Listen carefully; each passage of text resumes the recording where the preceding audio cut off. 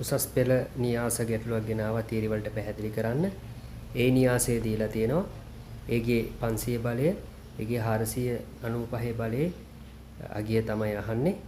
ඉතින් මේක ඉස්සලම පැටර්න් එක අපි හඳුනා ගන්න කලින් ඒගේ වර්ග න්‍යාසය සහ ඒකේ ගණේ න්‍යාසය මුලින්ම හොයාගෙන ඉමු.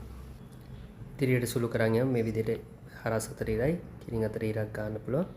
දැන් න්‍යාසය එනවා 1 10 1 කියලා. ඔයාලා සුළු කරලා වෙනම බලන්න. ඒකේ ගණේ න්‍යාසය එනවා ඒ වතාවක් ඒ වර්ගය.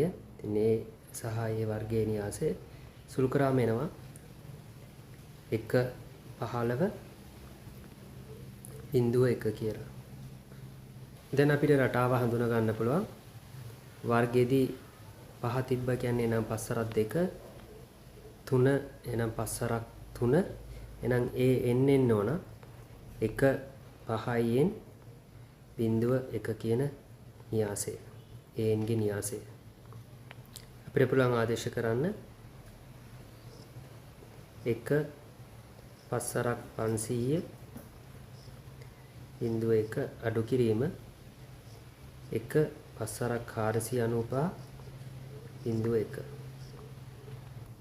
විසඳුම් වලට යම් එකින් එකක් අඩු කරාම 0යි 5ක් පොදු එළියට ගත්තම 500න් 495ක් අඩු කරාම ඒත් 5යි නම් 0යි 0.0 එකින් එකක් ඒත් 0යි එහෙනම් එනවා පිළිතුර 0.25 0.0 කියලා. එහෙනම් ගැටලුවේ විසඳුම පිළිතුර 5 25යි.